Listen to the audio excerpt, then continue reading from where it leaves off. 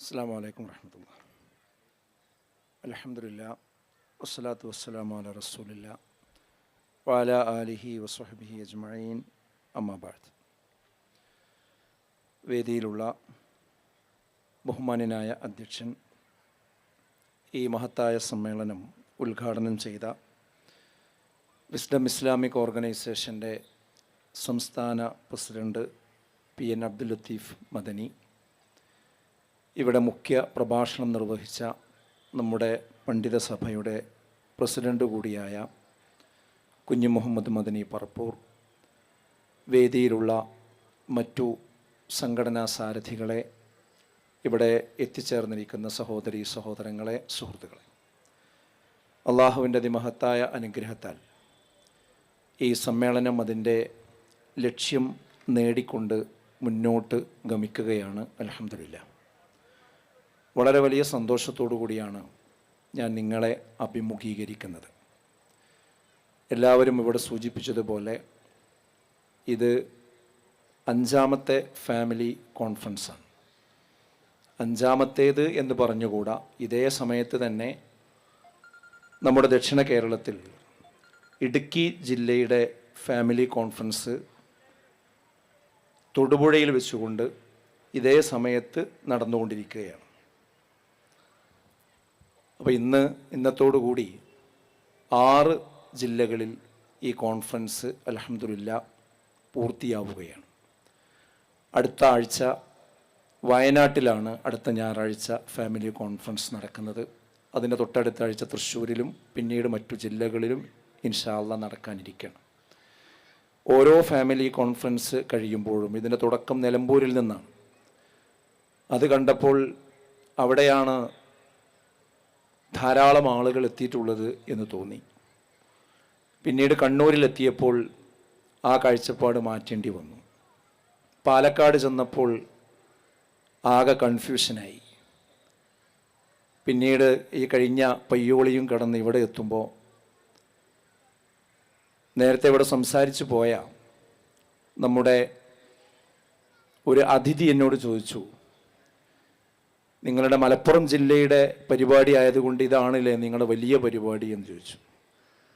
അപ്പം ഞാൻ പറഞ്ഞത് മലപ്പുറം ജില്ലയുടേതല്ല, മലപ്പുറം ജില്ല 3 ഭാഗമാക്കിക്കൊണ്ടാണ് സമ്മേളനം നടക്കുന്നത്, അതിൻ്റെ ഒരു ഭാഗത്തിൻ്റെ പ്രോഗ്രാമാണ് എന്ന് പറഞ്ഞപ്പോൾ അദ്ദേഹം വളരെ അത്ഭുതത്തോടു കൂടിയാണ് നമ്മളോട് സംസാരിച്ചത്.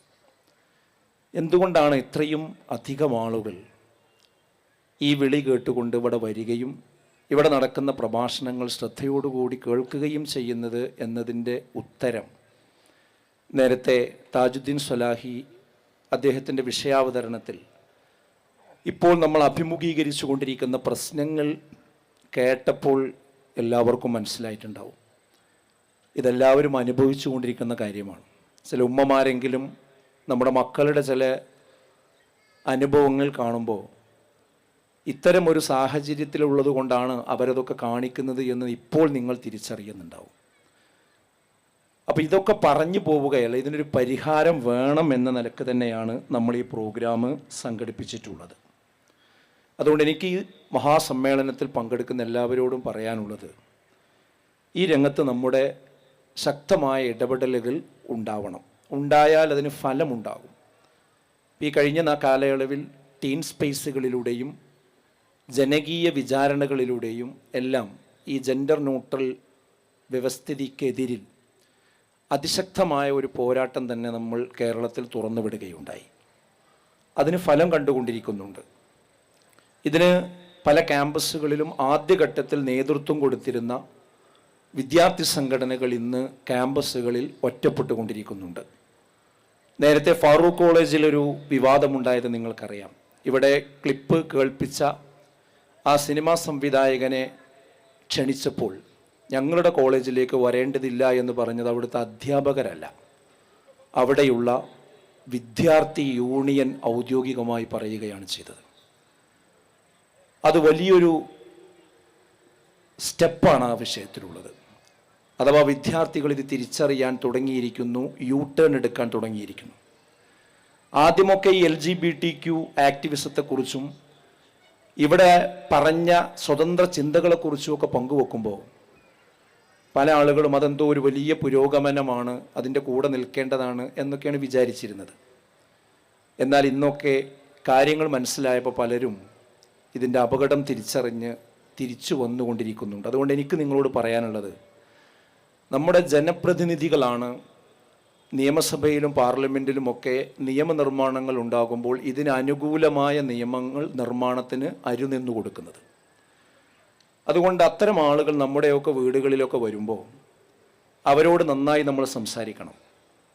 ഈ കുടുംബം കുളം തോണ്ടുന്ന സംവിധാനങ്ങൾക്ക് ബെല്ലടിക്കാൻ, അതിന് നിയമങ്ങൾ നിർമ്മിക്കാൻ നിങ്ങൾ തയ്യാറാകുമോ എന്ന് മുഖത്ത് നോക്കി ചോദിക്കണം നമ്മൾ. അവർ പഠിക്കണം എന്താണ് സമൂഹത്തിൽ നടക്കുന്നതെന്ന് പൾസ് മനസ്സിലാക്കിക്കൊണ്ടായിരിക്കണം നിയമനിർമ്മാണങ്ങൾ നമ്മുടെ രാജ്യത്ത് നടക്കേണ്ടത്. അത് നമ്മൾ നിർവഹിക്കേണ്ട ഒരു ദൗത്യമാണ്. അതിനുവേണ്ടി തന്നെയാണ് വിസ്ഡം ഇസ്ലാമിക് ഓർഗനൈസേഷൻ എല്ലാ ജില്ലാ കേന്ദ്രങ്ങളിലും കുടുംബം എന്ന പേരിൽ തന്നെ ഈ സമ്മേളനം സംഘടിപ്പിച്ചിരിക്കുന്നത്. ഇൻഷാ അല്ലാഹ് ഇത് ഫലം കാണുമെന്ന് തന്നെയാണ് നമ്മൾ പ്രതീക്ഷിക്കുന്നത്. ഇത് മറ്റു സംഘടനകളും ഈ വിഷയം ഏറ്റെടുക്കണമെന്നായിരുന്നു നമ്മൾ ആഗ്രഹിച്ചത്. അതും ഇന്ന് നമ്മൾ കണ്ടുകൊണ്ടിരിക്കുന്നുണ്ട്. മറ്റു സംഘടനകളുടെ സമ്മേളനങ്ങളിലും പരിപാടികളിലുമെല്ലാം ഇത് ഏറ്റെടുത്തുകൊണ്ട് മുന്നോട്ട് വരുന്നു. സന്തോഷകരമായൊരു കാഴ്ചയാണ്. അങ്ങനെ നമ്മളെല്ലാവരും ഉണർന്നാൽ ഇതിന് പരിഹാരമുണ്ടാക്കാൻ നമുക്ക് സാധിക്കും. അപ്പം എന്തുകൊണ്ട് ഈ ഫാമിലി കോൺഫറൻസ് എന്ന ചോദ്യത്തിൻ്റെ ഉത്തരം വളരെ ലളിതമാണ്. കുടുംബമെന്ന സാമൂഹ്യ സ്ഥാപനത്തെ സംരക്ഷിക്കാൻ തന്നെയാണ്. ഒരു സമൂഹം നശിക്കാൻ കുടുംബം ശിഥിലമായാൽ മതി. കുടുംബം ശിഥിലമാകാൻ വിവാഹം ഇല്ലാതാക്കിയാൽ മതി. വിവാഹം ഇല്ലാതാക്കാൻ സ്ത്രീ പുരുഷ കാഴ്ചപ്പാടിൽ മാറ്റം വരുത്തിയാൽ മാത്രം മതി. ഇന്ന് ഇമ്പമുള്ള ഇടമല്ലാതായി മാറിക്കൊണ്ടിരിക്കുകയാണ് നമ്മുടെ കുടുംബങ്ങൾ. 10 മുറികളുള്ള വീട്ടിലും മാതാപിതാക്കളെ തനിച്ചാക്കി ഏക മകൻ വാടകയ്ക്ക് താമസിക്കുന്ന സാഹചര്യങ്ങൾ വർദ്ധിക്കുകയാണ്. ആരുടെയും ഇടപെടലില്ലാതെ സ്വകാര്യ സ്വർഗം സ്ഥാപിക്കാമെന്നാണ് അവർ കരുതുന്നത്. എന്നിട്ടും അവർക്കിടയിൽ നരകമാണ് പലപ്പോഴും കടന്നു വരുന്നത്.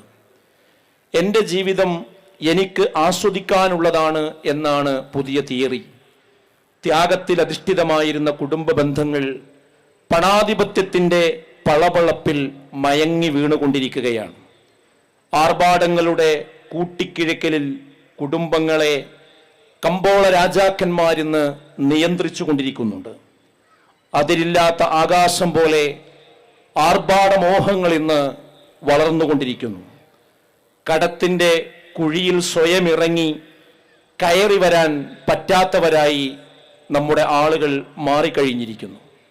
സമൂഹത്തിലെ മാനാഭിമാനങ്ങൾ ബ്രാൻഡ് ഉൽപ്പന്നങ്ങളുടെ ഉപയോഗമനുസരിച്ചാണെന്ന് ശക്തമായി വിശ്വസിപ്പിക്കാൻ പോന്ന വിദേശ കമ്പോള ആധിപത്യം നമ്മുടെ നാട്ടിലും ഇന്ന് എത്തിക്കഴിഞ്ഞിട്ടുണ്ട്.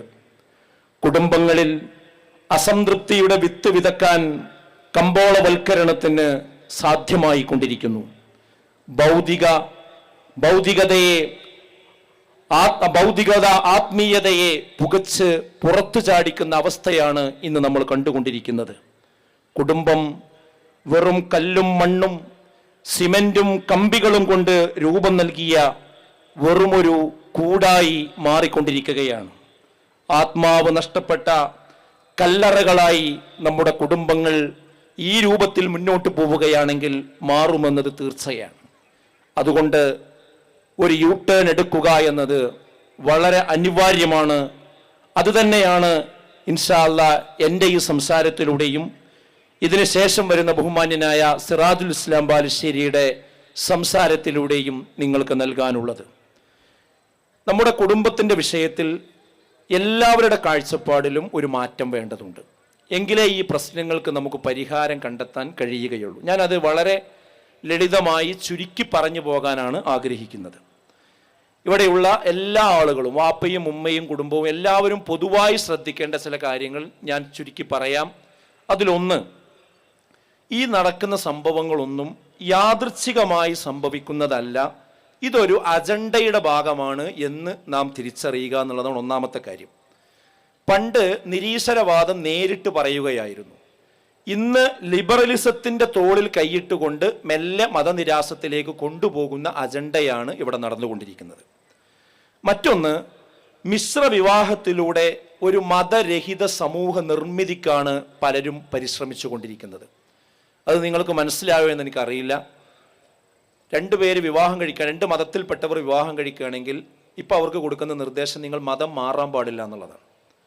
ഒരു ഹിന്ദുവും ഒരു മുസ്ലിമും വിവാഹം കഴിക്കുകയാണെങ്കിൽ അവരങ്ങനെ തന്നെ വിവാഹ ജീവിതം തുടരണം. എന്നിട്ട് അവർക്കൊരു കുട്ടി ഉണ്ടാകണം. അങ്ങനെ കുട്ടി ഉണ്ടാവുമ്പോൾ ആ കുട്ടിയെ പിന്നെ ഏതു മതമനുസരിച്ച് വളർത്തണമെന്ന് ഇവർക്ക് കൺഫ്യൂഷൻ വരും. അച്ഛൻ ഹിന്ദുവാണെങ്കിൽ ഹിന്ദുവായി വളർത്തണം എന്ന് പറയും, അമ്മ മുസ്ലിം ആണെങ്കിൽ മുസ്ലിമായി വളർത്തണം എന്ന് പറയും. അപ്പോൾ അവസാനം അവരെന്ത് തീരുമാനത്തിലെത്തും? രണ്ട് മതം അനുസരിച്ചും വളർത്തേണ്ട, ഇവൻ സ്വതന്ത്രമായി വളരട്ടെ, മതം ഇല്ലാത്തവനായി വളരട്ടെ. അപ്പോൾ ആ ഒരു ജനറേഷൻ പിന്നെ മതം ഇല്ലാത്തവരായി വരും. അതാണ് മിശ്ര വിവാഹത്തിലൂടെ ഒരു മതരഹിത സമൂഹം നിർമ്മിച്ചെടുക്കുക എന്നുള്ളത്. എന്നാൽ രണ്ടുപേരും ഏതെങ്കിലും ഒരു മതത്തിക്ക് അങ്ങോട്ടോ ഇങ്ങോട്ടോ മാറിക്കൊണ്ടാണ് വിവാഹം ചെയ്യുന്നതെങ്കിലോ അവർക്ക് ജനിക്കുന്നത് പിന്നെയും മതമുള്ള കുടുംബത്തിലുള്ള കുട്ടിയായിരിക്കും, മതമുള്ള കുട്ടിയായിരിക്കും. അതുകൊണ്ടാണ് മിശ്ര വിവാഹത്തെ പലരും പ്രോത്സാഹിപ്പിക്കുന്നത്. അപ്പോൾ അതാണ് ഇതൊന്നും യാദൃച്ഛികമല്ല, ഒരു അജണ്ടയുടെ ഭാഗമാണ് എന്ന് തിരിച്ചറിയുക. പെൺകുട്ടികൾ ആ കാര്യം പ്രത്യേകം തിരിച്ചറിയണം. വേഗം ഏതെങ്കിലും രജിസ്റ്റർ ഓഫീസിൽ കണ്ടവൻ്റെ കൂടെ പോയി താലി കെട്ടി അല്ലെങ്കിൽ അവിടെ വെച്ച് രജിസ്റ്റർ മാരേജ് ചെയ്ത് പോരുമ്പോൾ എന്താണ് ഇവിടെ സംഭവിക്കുന്നത് എന്ന് തിരിച്ചറിയാം. രണ്ടാമത്തേത്, മതം എന്ന് പറയുന്നത് നമ്മളെ പ്രയാസപ്പെടുത്താനുള്ളതല്ല, അത് നമ്മളെ സുരക്ഷിതമായി ലക്ഷ്യത്തിലേക്ക് നയിക്കാനുള്ള ഒരു ദർശനമാണ്, ആശയമാണ്. അങ്ങനെയാണ് നമ്മളതിനെ മനസ്സിലാക്കുന്നത്. ഏതുപോലെ വാഹനത്തിന് ബ്രേക്ക് എങ്ങനെ ഉപയോഗപ്പെടുന്നുവോ അതുപോലെയാണത്. ബ്രേക്ക് എന്ന് പറയുന്നത്, ബ്രേക്ക് ഇല്ലെങ്കിൽ ആ വാഹനത്തിൻ്റെ അവസ്ഥ നോക്കൂ നിങ്ങൾ. വാഹനം മുന്നോട്ട് പോകാൻ ആക്സിലേറ്ററാണ് നമുക്ക് അമർത്താറുള്ളത്. പക്ഷേ ഉദ്ദേശിച്ച രീതിയിൽ വണ്ടി ലക്ഷ്യത്തിൽ എത്തണമെങ്കിൽ ബ്രേക്ക് അനിവാര്യമാണ്. അതുപോലെ നമ്മുടെ ജീവിതം മുന്നോട്ട് ഗമിക്കുമ്പോൾ അത് കുഴിയിൽ ചാടാതെ കൊക്കയിൽ വീഴാതെ അത് സുരക്ഷിതമായി നമുക്ക് ലക്ഷ്യത്തിലെത്തണമെങ്കിൽ ബ്രേക്ക്, അതിന് നിയന്ത്രണങ്ങൾ അനിവാര്യമാണ്. അതാണ് മതം എന്ന് പറയുന്നത്. നമുക്കതിനുള്ള നിർദ്ദേശങ്ങളാണ് അള്ളാഹു അയച്ചു തന്നിരിക്കുന്നത്. ബ്രേക്കില്ലാത്ത വണ്ടിയിൽ കയറിയ പോലെയാണ് സ്വതന്ത്രവാദത്തിൻ്റെ പിന്നാലെ പോകുന്ന മതം ഉപേക്ഷിച്ച ആളുകളുടെ പരിണിതി എന്ന് നമ്മൾ മനസ്സിലാക്കണം. കാരണം എന്താണെന്ന് ചോദിച്ചാൽ മതത്തിലൂടെ മാത്രമേ സമാധാനം ഉണ്ടാവുകയുള്ളൂ. അല്ലദീന ആമനു വതത്മഇന്നു ഖുലൂബുഹും ബിദിക്രില്ലാ അലാ ബിദിക്രില്ലാഹി തത്മഇന്നുൽ ഖുലൂബ്. അറിയുക, അള്ളാഹുവിൻ്റെ ഒരു സ്മരണ കൊണ്ട് മാത്രമേ നിങ്ങൾക്ക് ഹൃദയത്തിന് ശാന്തി ലഭിക്കുകയുള്ളൂ എന്ന വിശുദ്ധ ഖുർആനിൻ്റെ തത്വം നാം തിരിച്ചറിയുക. മൂന്നാമത്തെ കാര്യം, ഈ മതബോധം, ഇപ്പം നമ്മൾ ഈ പറഞ്ഞ ഒരു മതബോധം, പടച്ചവനെക്കുറിച്ചും പരലോകത്തെക്കുറിച്ചും എന്നെ അള്ള കണ്ടുകൊണ്ടിരിക്കുന്നുണ്ട് എന്നുള്ളൊരു ഓർമ്മ. ഇപ്പം എവിടെ നോക്കിയാലും CCTV ക്യാമറയാണല്ലോ. അച്ചടക്കത്തിന് ഇപ്പം ആകെ സ്ഥാപനങ്ങളിൽ ഉപയോഗിക്കുന്നത് എന്താ, റോട്ടിൽ ഉപയോഗിക്കുന്നത് എന്താ, എല്ലായിടത്തും CCTV ആണ്. അതിൻ്റെ തത്വം എന്താ? നിരീക്ഷിക്കുന്നുണ്ട് എന്നൊരു ബോധമുണ്ടായാൽ മനുഷ്യൻ നന്നാകുമെന്നതാണ്. എന്നാൽ ഇതിനൊക്കെ പരിമിതി ഉണ്ട്, മനുഷ്യ നിർമ്മിച്ചതാണ്. എന്നാൽ സദാസമയവും പടച്ചോ നമ്മളെ നിരീക്ഷിക്കുന്നുണ്ട്, മലക്കുകൾ നമ്മൾ ചെയ്യുന്നത് രേഖപ്പെടുത്തുന്നുണ്ട്. ഈ ഒരു ബോധം മനുഷ്യർക്കൊക്കെ ഉണ്ടായാൽ മനുഷ്യൻ നന്നാവും. എത്ര സിമ്പിളാണ് കാര്യം. അപ്പം ഈ ഒരു മതബോധം ആളുകൾക്ക് കൊടുക്കുമ്പോൾ മൂന്നാമതായി എനിക്ക് പറയാനുള്ളത്, ഈ മതബോധം കുടുംബത്തിലെ എല്ലാവർക്കും ഉണ്ടാകണം. അത് നേരത്തെ ഫൈസൽ മൗലവിയോട് വിശദമായി പറയുകയുണ്ടായി.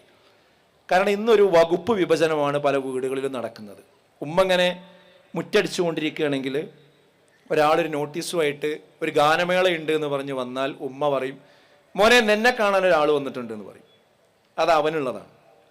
കുറച്ച് കഴിഞ്ഞ് മകൻ അവിടെ പത്രം വായിച്ചു കൊണ്ടിരിക്കുന്ന സമയത്ത് വേറൊരാൾ ഒരു ഖുർആൻ ക്ലാസിൻ്റെ ഒരു ലെറ്ററുമായിട്ടാണ് വരുന്നതെങ്കിൽ മകൻ അടുക്കളയിലേക്ക് വിളിച്ചു പറയും, ഉമ്മ അങ്ങളെ കാണാൻ ഒരാൾ വന്നിട്ടുണ്ട് ഇവിടെ. അപ്പോൾ ഖുർആൻ ക്ലാസ് ഉമ്മാക്കുള്ളതാണ്, മറ്റേ പരിപാടി ഇവർക്കുള്ളതാണ്.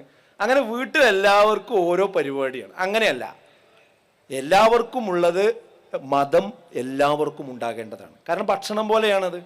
ഡൈനിങ് ടേബിളിൽ ഭക്ഷണം എടുത്ത് വിളമ്പി വെച്ചിട്ട് എല്ലാവരും ഇതിന് ചുറ്റും ഇരുന്നു. ഉമ്മയും വാപ്പി മാത്രം ഭക്ഷണം കഴിച്ചു, മക്കളൊക്കെ ഇങ്ങനെ നോക്കിയിരുന്ന വയറ് നിറയോ? ഇല്ലല്ലോ. അവർ കൂടി കഴിച്ചാലേ അവരുടെ വയറ് നിറയുള്ളൂ. ഇതുപോലെ ഈ മതപരമായ കാര്യങ്ങൾ നമ്മളെ കുടുംബത്തിൽ എല്ലാവരും കേട്ടാലേ എല്ലാവരിലും മാറ്റം ഉണ്ടാവുകയുള്ളൂ എന്ന് നമ്മൾ മനസ്സിലാക്കണം. അതുകൊണ്ട് എനിക്ക് പറയാനുള്ളത്, നിങ്ങൾ ഈ ദൂരദേശങ്ങളിൽ പഠിക്കുന്ന കുട്ടികളുണ്ടാവും, ഹോസ്റ്റലുകളിൽ, അതുപോലെ യൂറോപ്യൻ രാജ്യങ്ങളിൽ, ബാംഗ്ലൂരിൽ, മറ്റു ഉത്തരേന്ത്യൻ പ്രദേശങ്ങളിലൊക്കെ. അങ്ങനെ ഹോസ്റ്റലിൽ താമസിക്കുന്ന കുട്ടികളോട് നിങ്ങൾ വിളിച്ചു പറയേണ്ട ഒരു കാര്യം, ആഴ്ചയിൽ നിർബന്ധമായും ഒരു ഖുതുബ കേൾക്കണം എന്ന് നിങ്ങൾ ഉറപ്പിച്ചു പറയണം. കാരണം അവിടെയൊന്നും മലയാളത്തിലുള്ള ഖുതുബ കേൾക്കാൻ പലപ്പോഴും കഴിയില്ല അവർക്ക്. ഇപ്പോൾ വാട്സപ്പിലൊക്കെ ഇഷ്ടംപോലെ ഖുതുബ വരുന്നുണ്ടല്ലോ. അപ്പോൾ അത് കേൾക്കുക എന്നുള്ളത് നിർബന്ധമാക്കുക. രണ്ടാമത്തേത്, നേരത്തെ പറഞ്ഞ പോലെ ഒരു ഖുർആൻ ക്ലാസ്സിൽ പോകാത്തവരായി ആരും ഉണ്ടാവരുത്. മദ്രസയിൽ കുട്ടികളെ ചേർക്കാത്തവരും പഠിപ്പിക്കാത്തവരുമായി ആരും ഉണ്ടാകരുത്. ഇന്നെന്താ വെച്ചാൽ 3000-4000 രൂപ നമ്മുടെ ഭൗതിക വിദ്യാഭ്യാസത്തിന് വേണ്ടി കൊടുക്കാൻ അതിന് സമയമാകുമ്പോഴേക്ക് നമ്മളത് കൊടുത്തയക്കും.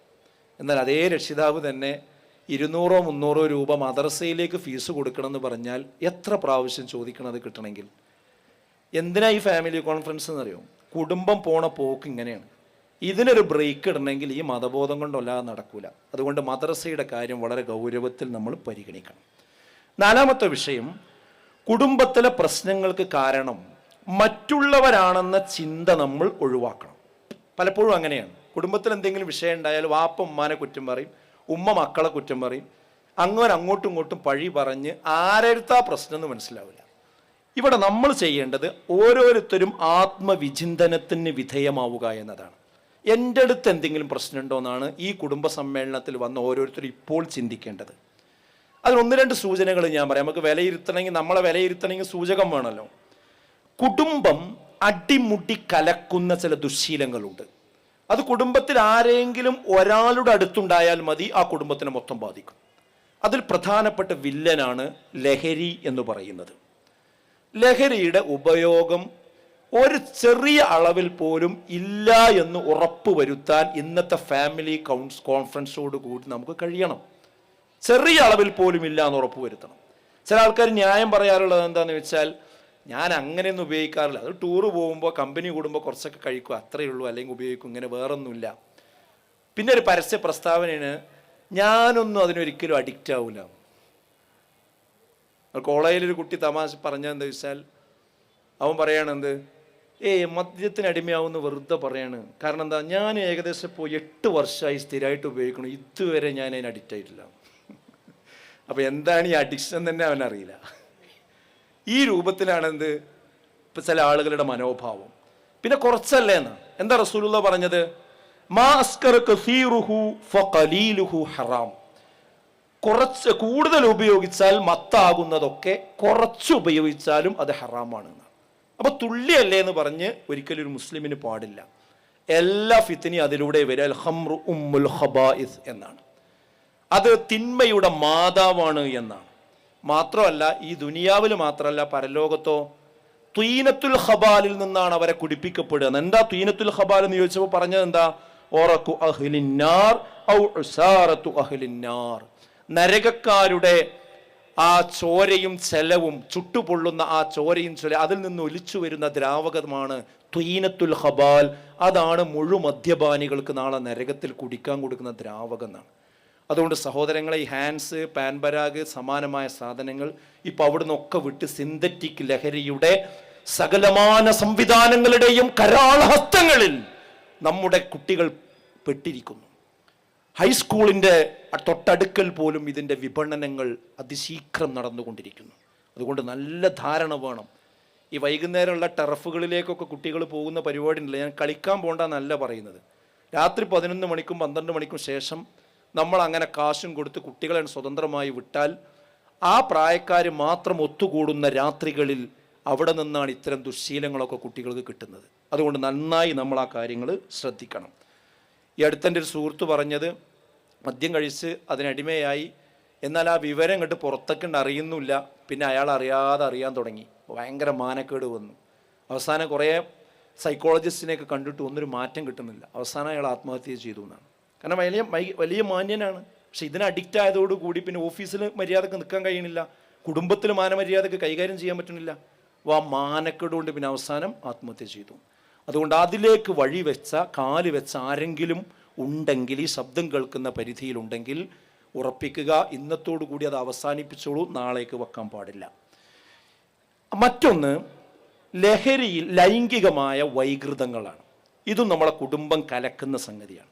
കാരണം ഇന്നത്തെ ഒരു കണക്ക് പ്രകാരം കൂടുതൽ കുട്ടികൾ പീഡിപ്പിക്കപ്പെടുന്നത് പുറത്തു നിന്നല്ല, അകത്തു നിന്നാണ്, കുടുംബങ്ങളിൽ നിന്നാണ് പലപ്പോഴും പീഡിപ്പിക്കപ്പെടുന്നത് എന്നാണ്. പോക്സോ കേസുകൾ ഇന്ന് കൂടുതൽ ചാർജ് ചെയ്തുകൊണ്ടിരിക്കുന്നു. ആ പോക്സോ കേസുകളിലും തന്നെ പലപ്പോഴും കുടുംബങ്ങളിലുള്ള ആളുകളാണ് ഇതിന് ചൂഷണത്തിന് വിധേയമാക്കിക്കൊണ്ടിരിക്കുന്നത്. നമ്മൾ ഇനി പറയാതിരുന്നിട്ട് കാര്യമില്ല. അതിൽ പ്രായം നോക്കുമ്പോൾ ഒരു 50 വയസ്സിന് മുകളിലുള്ള ആളുകളാണ് പലപ്പോഴും ഇതിന് പിടിക്കപ്പെടുന്നത്. ഇത് കുറച്ചൊരു സാമൂഹ്യ പഠനത്തിന് വിധേയമാക്കേണ്ട വിഷയമാണ്. എന്തുകൊണ്ടാണ് ആ പ്രായത്തിലുള്ള ആളുകൾ ഇങ്ങനെയുള്ള വഴികൾ തിരഞ്ഞെടുക്കുന്നത് എന്ന് ആലോചിക്കണം. അവിടെ ദാമ്പത്യ ബന്ധം ഒരു പ്രത്യേക പ്രായമാകുമ്പോൾ പല സ്ത്രീകളും അവസാനിപ്പിക്കുന്നു എന്നൊരു പഠനം അതിൻ്റെ ബാക്കിയാണ്. അതായത് സ്ത്രീകൾക്ക് പിന്നെ അത് ആവശ്യം ഉണ്ടാവില്ല, എന്നാൽ പുരുഷന്മാർക്ക് അത് ആവശ്യമുണ്ടാവും. അവനത് കിട്ടാതെ വരുന്നു, അതുകൊണ്ട് തന്നെ മറ്റു വഴികൾ തേടുന്നു. നേരെ തിരിച്ചും സംഭവിക്കുന്നുണ്ട്. അപ്പോൾ ഇതുകൊണ്ട് നല്ല ദാമ്പത്യ ബന്ധം മുന്നോട്ട് കൊണ്ടുപോവുക എന്നതും ഇതിന് വളരെ പ്രധാനപ്പെട്ട കാര്യമാണ്. അവിഹിത ബന്ധം ഒരു കാരണവശാലും ഒരു കുടുംബത്തിൽ ആർക്കും ഉണ്ടാകാൻ പാടില്ല. വാപ്പാക്ക് പാടില്ല, ഉമ്മാക്ക് പാടില്ല, മക്കൾക്ക് ഉണ്ടാകാൻ പാടില്ല. അശ്ലീലം കാണുന്നൊരു സ്വഭാവമായി ഈ പോൺ സൈറ്റിലൂടെയൊക്കെ പോകുന്ന സ്വഭാവം അതിനടിമയായി കഴിഞ്ഞാൽ അവർക്ക് ദാമ്പത്യ ജീവിതത്തിൽ യാതൊരു മധുരവും ഉണ്ടാവുകയില്ല. മാത്രമല്ല, നേരത്തെ പറഞ്ഞ പോലെ സ്വയംഭോഗത്തിലേക്കൊക്കെ അവർ എടുത്തെറിയപ്പെടും. അവർക്കും പിന്നെ ഒരു കുടുംബജീവിതം സാധ്യമാകൂല. അതുകൊണ്ട് ഈ കാര്യം ഗൗരവത്തിലെടുക്കുക. കാരണം എന്താണെന്ന് ചോദിച്ചാൽ ഇത് വരുന്നത് എങ്ങനെയാണ്? ഒറ്റക്കാവുമ്പോഴാണ്. ഇവിടെ വന്ന എല്ലാ പുരുഷന്മാരോടും സ്ത്രീകളോടും, പ്രത്യേകിച്ച് വിവാഹം കഴിയാത്തവരോടൊക്കെ എനിക്ക് സൂചിപ്പിക്കാനുള്ളത്, ഒരു പുരുഷനും സ്ത്രീയും ഒറ്റക്കാകുന്ന ഒരു സാഹചര്യം നിങ്ങൾ എവിടെയും ക്രിയേറ്റ് ചെയ്യരുത്. ജോലി സ്ഥലത്തും വീട്ടിലും നാട്ടിലും എവിടെയും ഉണ്ടാകരുത്, യാത്രയിൽ. അത് അള്ളാന്റെ റസൂല് പറഞ്ഞതാണ്. അല അറിയുക, ലാ യഖ്ലുവന്ന റജുലുൻ ബിഇംറഅത്തിൻ ലാ തഹില്ലു ലഹു ഫഇന്ന സാലിസുഹുമാ അശ്ശൈത്താൻ. ഒരാണും പെണ്ണും ഒറ്റക്കായാൽ അവിടെ മൂന്നാമനായി പിശാച് ഇല്ലാതെ അവർക്ക് ഒറ്റക്കാകാൻ കഴിയില്ല എന്നാണ്. പിന്നെ അവരെന്താണ് ചെയ്യുക എന്ന് അവർക്ക് അറിയില്ല. എത്ര വലിയ മുത്തക്കികളായിട്ടും കാര്യമില്ല. അതുകൊണ്ട് ഞാൻ പറയുന്നു, ഈ ഫാമിലി കോൺഫറൻസ് എടുക്കേണ്ട ഒരു തീരുമാനമാണെന്ത്? ഒറ്റക്കൊരിക്കലും ഒരു ആണും പെണ്ണും ഒറ്റപ്പെടുന്ന സാഹചര്യം ഒരു കാരണവശാലും ഉണ്ടാകരുത്. അതാണ് ഇതിലേക്കൊക്കെ തുടർന്നു പോവുക. ഞങ്ങളങ്ങനെ ഒറ്റപ്പെടാറില്ല. പക്ഷേ ഓൺലൈനിൽ ഒറ്റപ്പെടാറുണ്ടോ? വാട്സപ്പിൽ ഒറ്റപ്പെടാറുണ്ടോ? ഒറ്റക്ക് നിങ്ങൾ വാട്സപ്പിൽ ഏതെങ്കിലും അന്യ പുരുഷനോടോ അന്യ സ്ത്രീയോടോ ചാറ്റ് ചെയ്യാറുണ്ടോ? സംസാരിക്കാറുണ്ടോ? സ്വന്തം ഭാര്യ അപ്പുറത്തുണ്ടായിരിക്കെ ഇപ്പുറത്തിരുന്ന് മറ്റൊരു സ്ത്രീയോട് രാത്രി 12 മണി വരെ 1 മണി വരെ ഫോണിൽ സംസാരിച്ചു കൊണ്ടിരിക്കുന്ന സ്വഭാവമുണ്ടോ? നേരെ തിരിച്ചങ്ങനെ ചെയ്യുന്നുണ്ടോ? ഇതാണ് ഒറ്റപ്പെടൽ. ഇതാണ് എല്ലാ അനിഷ്ട സംഭവങ്ങളിലേക്കും എത്തിക്കുന്നത്. വ്യഭിചരിക്കരുത് നല്ല ഖുർആൻ പറഞ്ഞത്. വലാ തഖറബു സിന ഇന്നഹു കാന ഫാഹിശതൻ വസാഅ സബീല. അതായത് നിങ്ങൾ വ്യഭിചാരത്തോട് അടുത്തു പോകരുത്. കാരണം അത് ആ വഴി എന്ന് പറയുന്നത് അത് മ്ലേച്ഛമാണ്, ഏറ്റവും വലിയ മോശമായ വഴി. അതിൻ്റെ വഴിക്കന്നെ പോകാൻ പാടില്ല എന്നുള്ളതാണ്. കുട്ടികളൊക്കെ ഒരു പ്രത്യേക പ്രായമായി കഴിഞ്ഞാൽ ഇസ്ലാമിക നിയമം അനുസരിച്ച് മാറ്റിക്കിടത്തേണ്ടവരെ മാറ്റിക്കിടത്തണം.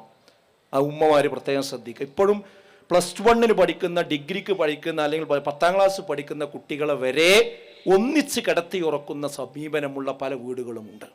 ഇതൊക്കെ അള്ളാഹു പഠിപ്പിച്ച, അള്ളാന്റെ റസൂല് പഠിപ്പിച്ചതാണ്. ഇതൊക്കെ സമയമാകുമ്പോൾ മാറ്റിക്കിടത്തണം. അപ്പോൾ എപ്പോഴാണ് അതിൻ്റെ സമയം? അതൊക്കെ നമ്മൾ മതപരമായി പഠിക്കണം. അതുപോലെ തന്നെ യഥേഷ്ടം കുട്ടികളെ വിരുന്നിന് പറഞ്ഞയക്കുന്ന സ്വഭാവം, ഇവിടങ്ങളിലൊക്കെയാണ് ഇങ്ങനത്തെ ബന്ധങ്ങളും കാര്യങ്ങളും ഒക്കെ തുടങ്ങി വെക്കുന്നത്. വിരുന്ന് പോകണ്ട എന്നല്ല ഞാൻ പറയുന്നത്, കയറൂരിയാണ് വിടാൻ പാടില്ല. വെക്കേഷൻ വന്നാൽ ഈ ഇതിലുള്ള ആൺകുട്ടികളെയും പെൺകുട്ടികളെയും എല്ലാ വീട്ടിലേക്കും ഒറ്റക്കാണ് പറഞ്ഞേക്കും. അവരെവിടെ കിടന്നുറങ്ങുന്നത്, ആരുമായ സഹവസിക്കുന്നത്, ഇതൊന്നും നോക്കാത്ത ഒരു വല്ലാത്ത അവസ്ഥയാണ് പലപ്പോഴും ഉണ്ടാകുന്നത്. അതും നമ്മൾ ശ്രദ്ധിക്കണം. പിന്നെ മറ്റൊരു മേഖല, കുടുംബം കുളം തോണ്ടുന്ന, കലുഷിതമാക്കുന്ന മറ്റൊരു മേഖല കുത്തഴിഞ്ഞ സാമ്പത്തിക രംഗമാണ്. നമുക്കറിയാം, വീട്ടിൽ ഒരാൾ ഒരു കടക്കെണി ഉണ്ടാക്കിയാൽ ആ വീട്ടിലെ മുഴുവൻ ആളുകളുടെ സമാധാനവും നഷ്ടപ്പെടും. എത്ര വീടുകളാണ് പ്രയാസപ്പെടുന്നത്? ഉള്ളതൊക്കെ വിറ്റാലും 4-5 മക്കളുണ്ടാവും. വാപ്പാര് കണ്ണീര് തുടച്ചുകൊണ്ട് പറയും, എൻ്റെ 4 മക്കള് എനിക്ക് ഈ ബുദ്ധിമുട്ടുണ്ടാക്കി തന്നിട്ടില്ല, പക്ഷെ ഇവൻ ചെയ്ത ഒരൊറ്റ കാരണത്താൽ ഞാൻ അവിടെ 2 ഏക്കർ വിറ്റു, ഇവിടെ എത്ര സംഗതി കൊടുത്തു, അതൊക്കെ കൊടുത്തിട്ടും ആ കുണ്ട് തീരുന്നില്ല. അവൻ എന്നോട് ആദ്യം പറഞ്ഞത് 28 ലക്ഷം മാത്രമാണ് കടമെന്നാണ്. പിന്നെ വീട്ടിയപ്പോൾ 30 ആയി, പിന്നെ 50 ആയി. ഇപ്പൊ അന്വേഷിച്ച് നോക്കുമ്പോഴാണ് ഇനിയും ഒരു 50 ഉണ്ടത്രേ. എവിടെ നിന്നാണ് ഇവർ ഇത് വാങ്ങിക്കൂട്ടിയതെന്ന് ഞാൻ അറിയുന്നില്ല എന്ന് പറയുന്ന എത്രയെത്ര അപ്പന്മാരുണ്ട് എന്നറിയോ. അതുകൊണ്ട് എനിക്ക് യുവാക്കളോട് പറയാനുള്ളത്, ഉള്ളത് കൊണ്ട് ജീവിക്കാൻ നമ്മൾ പഠിക്കണം. പലിശയിലേക്ക് ഒരിക്കലും പോകരുത്. ഇന്ന് ലോണും പലിശയും ഒരു പ്രശ്നമേ അല്ലാതായി മാറിക്കൊണ്ടിരിക്കുകയാണ്. അത്യാവശ്യത്തിനൊന്നുമല്ല, വളരെ അനാവശ്യമായ കാര്യങ്ങൾക്ക് വേണ്ടി വേഗം ആധാരം കൊണ്ടുപോയി ബാങ്കിൽ കൊണ്ടുപോയി വെക്കാൻ ഒരു പ്രയാസവുമില്ലാത്ത സാഹചര്യം കടന്നു വരികയാണ്. തിരുത്തണം ഇതൊക്കെ, ഇല്ലെങ്കിൽ വീട്ടിൽ സമാധാനം ഉണ്ടാവില്ല സഹോദരങ്ങളെ. നിങ്ങളൊരു വിഷയം വന്നാൽ 3 കള്ളിയിലേക്ക് അതാക്കുക. 1 അത്യാവശ്യം, 2 ആവശ്യം, 3 അനാവശ്യം. ഈ 3 കള്ളിയിലേക്ക് എഴുതാൻ പറ്റാത്തൊരു പ്രശ്നം നമ്മുടെ മുമ്പിൽ വരില്ല. എന്നിട്ട് പ്രയോറിറ്റി കൊടുക്കണം. എന്താ പ്രയോറിറ്റി? അത്യാവശ്യമാണ് ആദ്യം നമ്മൾ പ്രിഫർ ചെയ്യേണ്ടത്. അത് കഴിഞ്ഞ ശേഷം മാത്രമേ ഞാൻ ആവശ്യത്തിൻ്റെ പട്ടികയിലേക്ക് പോവുകയുള്ളൂ. അനാവശ്യത്തിൻ്റെ പട്ടികയിലേക്ക് ഒരിക്കലും ഞാൻ പോവുകയില്ല എന്ന ഒരു പോളിസി നമ്മൾ എടുത്താൽ വിഷയം തീരും. സഹോദരിമാരായാൽ ഭർത്താക്കന്മാരെ സഹായിക്കണം. നമുക്ക് നല്ലൊരു വീടുണ്ടാവും, കുഴപ്പമൊന്നും ഉണ്ടാവില്ല. പക്ഷെ തൊട്ടപ്പുറത്തെ വീട് അല്ലെങ്കിൽ കുടുംബക്കാരുടെ വീട് ഒന്ന് പൊളിച്ച് പണിയെടുത്ത് നന്നായി ഉഷാറാക്കി. അപ്പം നമ്മളെ വീടും പൊളിക്കണം. അത് നിരന്തരം ഭാര്യ ഭർത്താവിനെ ശല്യപ്പെടുത്തുകയാണ്. കുഴപ്പമൊന്നുമില്ല, ഒരു പഴയ വീടാണെങ്കിൽ പൊളിച്ച് നല്ലൊരു വീടൊക്കെ ഉണ്ടാക്കാം. പക്ഷെ അവനവൻ്റെ അടുത്ത് കാശ് വേണം. അതുണ്ടോ നിങ്ങൾ ഉറപ്പുവരുത്തണം. അതല്ലാതെ കടം വാങ്ങി ലോൺ എടുത്ത് ഇടങ്ങാറാക്കി കണ്ട് ചെയ്യിപ്പിക്കാൻ പാടില്ല. അതാണ് ഉള്ളത് കൊണ്ട് ജീവിക്കുക എന്ന് പറയുന്നത്. ഇത് ഇത്രയും വലിയൊരു കൊട്ടാരം ഉണ്ടാക്കി വെച്ച് ലോൺ എടുത്തും കടം വാങ്ങിയും പലിശക്കെടുത്തും ഉണ്ടാക്കി വെച്ച് അതിൻ്റെ ഉള്ളിൽ AC ഇട്ട് എല്ലാ സൗകര്യം ഉണ്ടെങ്കിലും മനസ്സിൻ്റെ ഉള്ളിൽ തണുക്കൂല, ചൂടന്നെ ആയിരിക്കും. എന്നാൽ കുറച്ച് പ്രയാസമുള്ളൊരു വീടാണ് എങ്കിലും കിടന്നുറങ്ങുന്നിടത്ത് സമാധാനം ഉണ്ടാവും. അതല്ലേ നമുക്ക് ആവശ്യം. അപ്പം ആ ഒരു സംഗതി നമ്മൾ പ്രത്യേകം എന്ത് ചെയ്യണം, ശ്രദ്ധിക്കണം. അല്ലാഹുവിന്റെ റസൂൽ പറഞ്ഞു, ഉൻളുറു ഇലാ മൻ ഹുവ അസ്ഫല മിൻകും വലാ തൻളുറു ഇലാ മൻ ഹുവ ഫൗഖക്കും. നിങ്ങൾ ഒരിക്കലും നിങ്ങളുടെ മുകളിലുള്ളവരിലേക്ക് നോക്കരുത്, താഴെയുള്ളവരിലേക്ക് നോക്കണം എന്ന് റസൂലുള്ളാഹി സ്വല്ലല്ലാഹു അലൈഹി വസല്ലം പറഞ്ഞത് വളരെ അടിസ്ഥാനപരമായ ഒരു തത്വമാണ്. അത് നമ്മൾ ശ്രദ്ധിക്കുക. ഈ ലക്ഷങ്ങൾ തട്ടുന്ന ബിസിനസ്സുകൾ ഇന്ന് വർദ്ധിച്ചു വന്നുകൊണ്ടിരിക്കുകയാണ്. അതിന് പല ആളുകളും തൻ്റെ മതബോധവും മതത്തിൻ്റെ സിംബലുകളും തൻ്റെ താടിയും തൻ്റെ നിസ്കാരത്തഴമ്പും വരെ ലക്ഷങ്ങൾ മറ്റുള്ളവരുടെ കയ്യിൽ നിന്ന് വാങ്ങിയെടുക്കുന്നതിന് വേണ്ടി ഇന്ന് ദുരുപയോഗം ചെയ്തുകൊണ്ടിരിക്കുന്ന പല സംഭവങ്ങളും ഇന്ന് റിപ്പോർട്ട് ചെയ്യപ്പെടുന്നുണ്ട്. ഒരു കാര്യം ഉറപ്പിക്കുക, ബിസിനസ് നമുക്ക് തുടങ്ങാം. ആ ബിസിനസ് തുടങ്ങുമ്പോൾ ഒരിക്കലും മറ്റുള്ളവരുടെ കാശ് കണ്ടുകൊണ്ടല്ല നമ്മൾ ബിസിനസ് തുടങ്ങേണ്ടത്. സ്വന്തം കയ്യിലുള്ള കാശ് കൊണ്ടേ ബിസിനസ് തുടങ്ങേണ്ടതുള്ളൂ. അതാണ് നമ്മൾ ശ്രദ്ധിക്കേണ്ട കാര്യം. അല്ലെങ്കിൽ അതിന് ശരിയായ മാനദണ്ഡങ്ങൾ ഉണ്ടാകണം, അല്ലെങ്കിൽ വലിയ പ്രയാസങ്ങളിലേക്ക് നമ്മൾ പോകും. 5ാമത്തെ ഒരു കാര്യം, വിവാഹരംഗം ഇന്ന് പൊതുബോധത്തിന് വഴിമാറിക്കൊണ്ടിരിക്കുകയാണ്. അത് നമ്മൾ തിരുത്തണം. ഒന്ന്, ഇവിടെ സൂചിപ്പിച്ചതുപോലെ വിവാഹം ഇന്ന് പെൺകുട്ടികൾ പ്രത്യേകിച്ച് വൈകിപ്പിക്കുന്നു. അതിന് പറയുന്ന തടസ്സം എന്താ വെച്ചാൽ, എൻ്റെ പഠനത്തിന് പ്രയാസമാകുമെന്നാണ്. അതിന് കാരണം പറയുന്നത് അതാണ്. എൻ്റെ പഠനം കഴിയട്ടെ, ഡിഗ്രി കഴിയട്ടെ, പിന്നെ PG കഴിയട്ടെ, അങ്ങനെ ഓരോന്നോരോന്ന് പറഞ്ഞു പോവുകയാണ്. പെൺകുട്ടികളോട് എനിക്ക് പറയാനുള്ളത്, നിങ്ങൾ മഹാപൊട്ടത്തനാണ് പറയുന്നത്. പഠനവും വിവാഹവും, പഠനം ഒരിക്കലും വിവാഹത്തിന് തടസ്സമേ അല്ല, സൗകര്യമാണ്. നിങ്ങൾ വിവാഹം കഴിച്ചാൽ എല്ലാ അർത്ഥത്തിലും നിങ്ങൾ സേഫായി. നിങ്ങളെ പിന്നെ കോളേജിലേക്ക് കൊണ്ടുപോകാനും കൊണ്ടുവരാനും അതിന് നിങ്ങൾക്ക് എന്തെങ്കിലും ഇൻ്റർവ്യൂ ഉണ്ടെങ്കിൽ ഹാജരാകാനും എല്ലാ കാര്യത്തിനും വാപ്പാൻ്റെയും ഉമ്മാൻ്റെയും വേറെ ആരും പിന്നാലെ നടക്കണ്ട. നിങ്ങൾക്ക് നിങ്ങളെ ഭർത്താവില്ലേ, അവിടെ വിളിച്ചൂടെ? അത് നമ്മൾ വിവാഹം കഴിക്കുന്ന സമയത്ത് എന്ത് ചെയ്യണം, ആ കാര്യം ഒന്ന് പറയണമെന്ന് മാത്രമേ ഉള്ളൂ. എൻ്റെ പഠനം എനിക്ക് പൂർത്തീകരിക്കണം. ഈ ഒരു ഗ്യാരണ്ടിയിൽ വിവാഹം കഴിച്ചു കഴിഞ്ഞാൽ എത്ര സൗകര്യം ഉണ്ടാവും, എത്ര ആളുകളുണ്ട് അങ്ങനെ കഴിയണം. മറ്റേതെന്താ സംഭവിക്കുക എന്നറിയോ, നിങ്ങൾ വിചാരിക്കുമ്പോൾ നിങ്ങൾക്ക് വിവാഹം കഴിക്കാൻ കഴിഞ്ഞുകൊള്ളണമെന്നില്ല. അപ്പോഴേക്കും നിങ്ങൾ പല അപകടത്തിലും പെട്ടിരിക്കും. യാ മാശറ ശബാബ് എന്ന് അല്ലാഹുവിന്റെ റസൂൽ വിളിച്ചുകൊണ്ട് പറഞ്ഞു, മൻ ഇസ്തതാഅ മിൻകുമുൽ ബാ ഫൽയതസവ്വജ്. അതിന്റെ പക്വതയെത്തിയാൽ, പാകതയെത്തിയാൽ നിങ്ങൾ വിവാഹം കഴിക്കുവീൻ. എന്തിനാത്? ഫഇന്നഹു അഅ്ളു ലിൽ ബസർ വഅഹ്സനു ലിൽ ഫർജ്. നിങ്ങളുടെ കണ്ണിനെ താഴ്ത്താൻ, നിങ്ങളുടെ ഗുഹ്യാവയവങ്ങളെ സംരക്ഷിക്കാൻ വിവാഹം വളരെ അനിവാര്യമാണ് എന്നാണ്. അപ്പോൾ അത് അതിൻ്റെ സമയമാകുമ്പോൾ ചെയ്യുക. അതിന് ഒരിക്കലും ഇപ്പോൾ പെൺകുട്ടികൾ വ്യാപകമായി പറയുന്ന വിഷയമാണ്, ഇപ്പോൾ വേണ്ട, ഇപ്പോൾ വേണ്ട, ഇപ്പോൾ വേണ്ട. പിന്നെ വേണമെന്ന് പറയുമ്പോഴേക്ക് എല്ലാ പരിക്കുകളിലും അവർ അകപ്പെട്ടിട്ടുണ്ടാവും.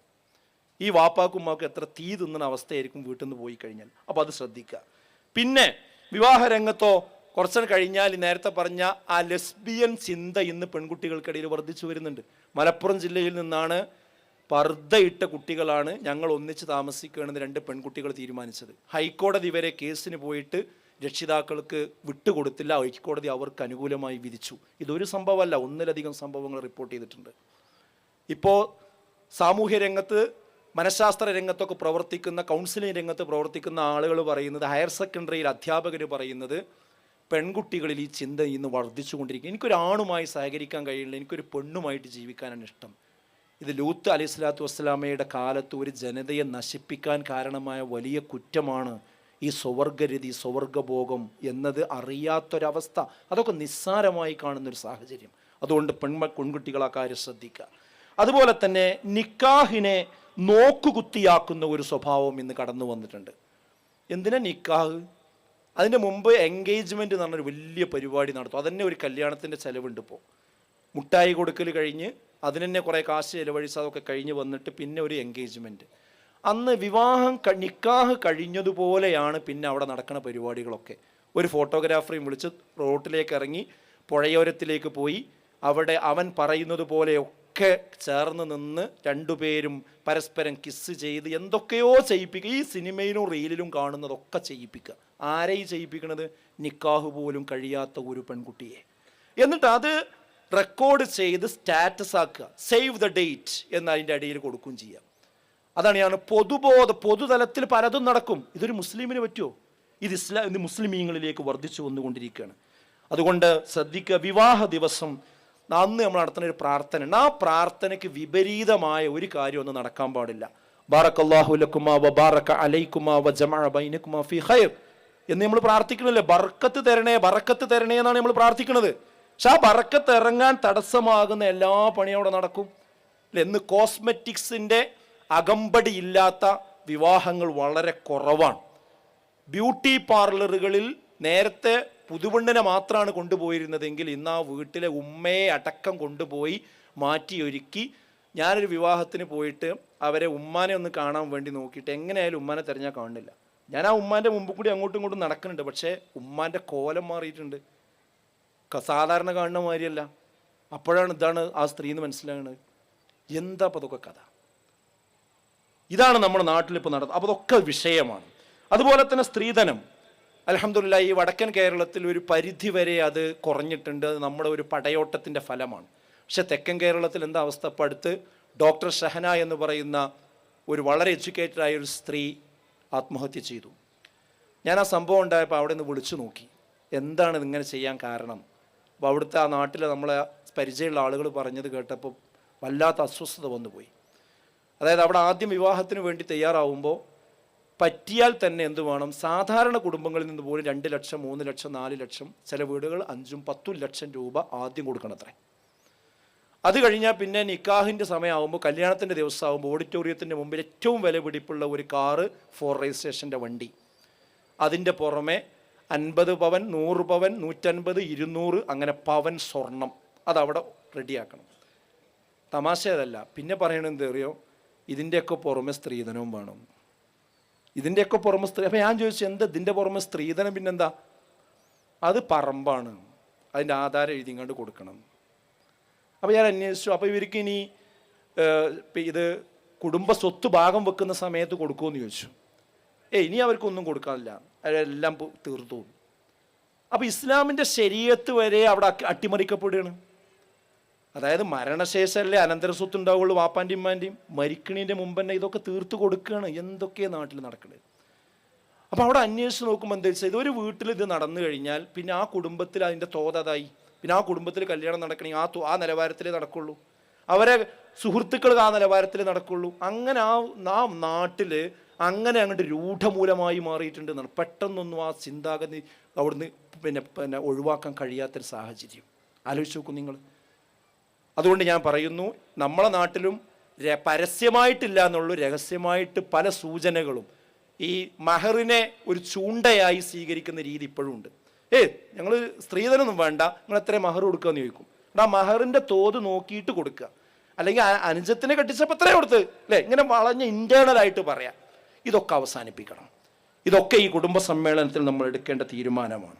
അതുപോലെ വിവാഹം എന്ന് പറഞ്ഞാൽ ഇന്ന് വിവാഹമല്ല, ഒരു മാന്യന്മാരായ ആളുകൾക്ക് വിവാഹ സദസ്സിലേക്ക് ചെല്ലാൻ പറ്റാത്തൊരു സാഹചര്യം സംജാതമായിട്ടുണ്ട്. തിരുത്തണ്ടേ നമുക്കത്? എന്താ, ഒരു ഗാനമേളയുടെ സ്ഥലത്തേക്ക് ചെന്ന പോലെയാണ്. എന്ത് വിഡ്ഢിത്തങ്ങൾ! അതിൻ്റെ മതമൊക്കെ അവിടെ നിർത്തി, അതൊക്കെ അവിടെ നിൽക്കട്ടെ. ഒരു കുടുംബവും നാട്ടുകാരൊക്കെ ഒരുമിച്ച് കൂടുന്ന ഒരു വിവാഹ പന്തലിൽ, വിവാഹത്തിൻ്റെ ഓഡിറ്റോറിയത്തിൽ നാളുകളായിട്ട് കാണാത്ത കുറേ മനുഷ്യന്മാർ തമ്മിൽ കാണല്ലേ, ഒന്ന് കണ്ടുകാണ്ട് ഒരു കുശലാന്വേഷണം നടത്താൻ, ഒന്ന് സംസാരിക്കാൻ ഒന്ന് കഴിയണില്ല. കാരണം ചെകിട്ടടക്കുന്ന മ്യൂസിക്കാണ് അവിടെ നടന്നുകൊണ്ടിരിക്കുന്നത് തീരുന്നത് വരെ. എന്നിട്ട് ആരോടെങ്കിലും എന്തെങ്കിലും ഒന്ന് സംസാരിക്കണമെങ്കിൽ കുറേ ദൂരക്ക് വിളിച്ചു കൊണ്ടുപോയിട്ട് വേണം അവിടെ സംസാരിക്കാൻ. ഏതോ ആളുകൾ ഉണ്ടാക്കി വെച്ച ഈ സംഭവങ്ങളൊക്കെ എന്തിനാണ് ഇങ്ങോട്ട് വലിച്ചു കൊണ്ടിരുന്നത്? അള്ളാന്റെ റസൂല് വിരോധിച്ച കാര്യം, മതപരമായി വലിയ തെറ്റുള്ള കാര്യം, പിന്നെ സാമൂഹ്യമായിട്ട് തന്നെ ആർക്കും അത് ദഹിക്കില്ല. അത് ഇവന്റ് മാനേജ്മെന്റിനെ ഏൽപ്പിക്കണ പരിപാടി അത് അവസാനിപ്പിക്കുക. എല്ലാത്തിനും ഇന്ന് അതാണ് പ്രശ്നം. അതുകൊണ്ട് മാപ്പിയും ഇമ്മയും അറിയാത്ത പല കാര്യങ്ങളുമാണ് പിന്നെ വരുന്നത്. അപ്പം അതുകൊണ്ട് വിവാഹം ഒരിക്കലും ഈ രീതിയിലേക്ക് പോകാതിരിക്കാൻ ശ്രദ്ധിക്കണം. വലാ തുബദ്ദിർ തബ്ദീറ എന്ന് വിശുദ്ധ ഖുർആൻ പറഞ്ഞല്ലോ. പിന്നെ എല്ലാവരോടും ഓരോ വാക്ക് പറഞ്ഞ് ഞാൻ എൻ്റെ സംസാരം അവസാനിപ്പിക്കുകയാണ്. അതായത് ഒന്ന് മക്കളോടാണ് എനിക്ക് പറയാനുള്ളത്. മക്കളോട് പറയാനുള്ളത്, നിങ്ങളെ കണ്ടാൽ ആണിനെ ആണായിട്ടും പെണ്ണിനെ പെണ്ണായിട്ടും മനസ്സിലാകണം. ഞാൻ അത്രേ പറയുന്നുള്ളൂ. ഇന്ന് അങ്ങനെയല്ല. ഇന്ന് ആൺകുട്ടികൾ മുടി നീട്ടി വളർത്തുക, പെൺകുട്ടികൾ മുടി കുറ്റിയാക്കി വെട്ടുക, അല്ലെങ്കിൽ ഒന്നായിട്ട് കെട്ടിയിട്ട് ഇവിടെ വെക്കുക. എന്നിട്ട് അവർ ജീൻസ് ഇട്ട് ടീഷർട്ട് ഇട്ട് നടക്കുക. നടന്നു പോകുന്ന കണ്ട ഇത് ആണാ പെണ്ണാന്ന് മനസ്സിലാവില്ല. ചില ആൺകുട്ടികളെ കണ്ട അവർ പെൺകുട്ടികളെ മാതിരി മുടിയൊക്കെ വളർത്തി ഉഷാറായിട്ട് നടക്കുക. ഇത് വേറുള്ളവർ ചെയ്യുന്നുണ്ടാവും, നമ്മളതിനെ നിഷേധിക്കണമെന്നില്ല, അത് അവരെ സ്വാതന്ത്ര്യമാണ്. പക്ഷെ ഒരു മുസ്ലിം കുടുംബത്തിൽ നിന്ന് പോകുന്ന കുട്ടികൾക്ക് ഇത് ശരിയായ രീതിയല്ല. അതുപോലെ തന്നെ മുടി കൊണ്ട് എന്തൊക്കെയാണ് നമ്മുടെ കുട്ടികൾ ഇന്ന് കാണിച്ചുകൊണ്ടിരിക്കുന്നത്? എന്താ അള്ളാന്റെ റസൂൽ പറഞ്ഞത്? നഹാ റസൂലുള്ളാഹി സ്വല്ലല്ലാഹു അലൈഹി വസല്ലം അനിൽ ഖസ്അ. ഖസ്അ എന്ന് പറഞ്ഞാൽ ഒരു ഭാഗം ഇങ്ങനെ എടുക്കുക, ഒരു ഭാഗം നിർത്തുക. അതല്ലേ ഇന്ന് നമ്മൾ പല കുട്ടികളുടെ തലമുടി ഇന്ന് കണ്ടു കഴിഞ്ഞാൽ എന്താണ് ഒരു അവസ്ഥ? ഒരു മാന്യമായ സദസ്സിലേക്ക് പോകാൻ പറ്റുന്നതാണോ? ഇതിന് പണം കൊടുക്കുന്നത് നമ്മളല്ലേ?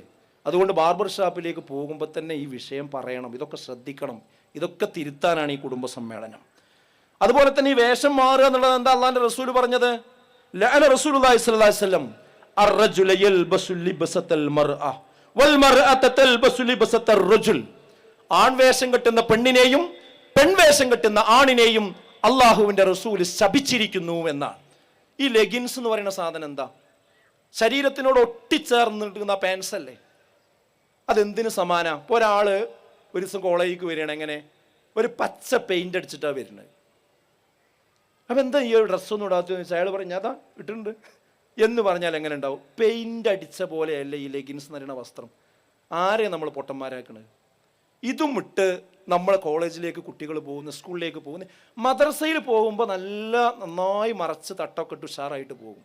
പക്ഷെ സ്കൂളിലേക്ക് പോകുമ്പോൾ ആ കുട്ടിനെ കാണാൻ തന്നെ മനസ്സിലാണില്ല. ഇന്നിപ്പോൾ ഈ കഴിഞ്ഞ 4-5 കൊല്ലമായിട്ട് കുട്ടികൾക്ക് തലയിൽ മക്കനിടുക എന്നുള്ളതൊരു വിഷയം തന്നെ അല്ലാതായി മാറിയിരിക്കുന്നു.